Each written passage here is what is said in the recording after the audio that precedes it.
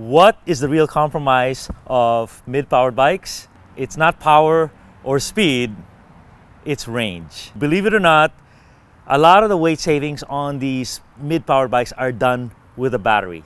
You know, the battery on this I think is 5 pounds, and over here it's 10 pounds.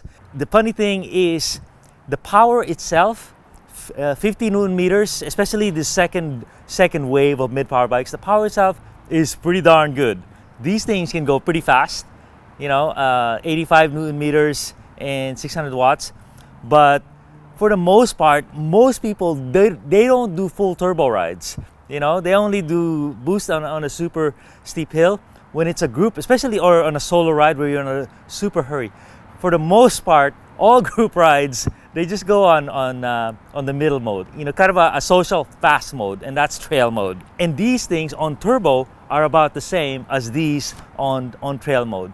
So you can actually keep up. You just go on a higher boost level. Of course, you can't be like heavier or weaker than all. This is riders being equal. So you go on turbo, you go on trail, and you can ride together.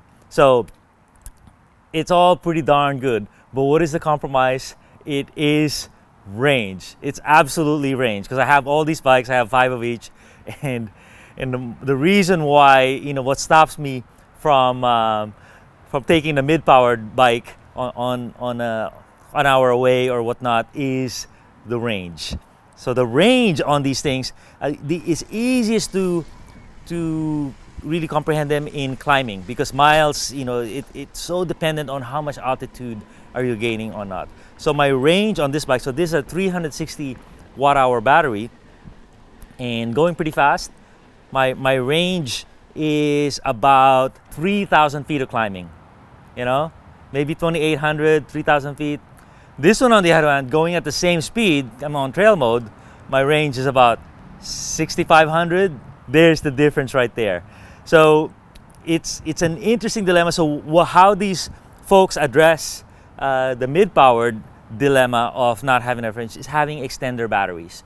So extender battery, you know, they're not cheap, 500 each, 600 each, and you put them right here, and then so you can have variability.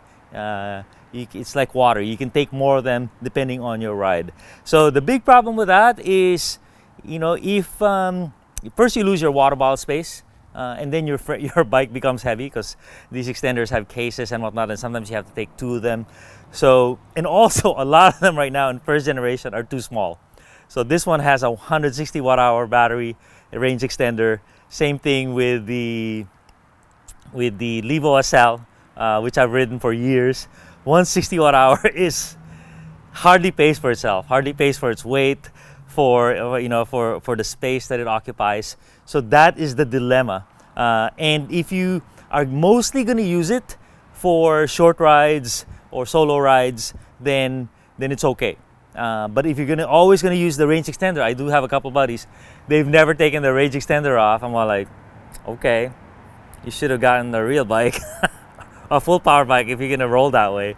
So, and you know, I think they would have made that decision if they knew beforehand. So that's what I'm trying to impart with you. Range is really the big decision point, whether you go mid-powered or full-powered. Especially as these things, you know, that Fatsuwa Ride 60 motor and other motors are really increasing in torque and punch now. All right, thanks a ton, everybody.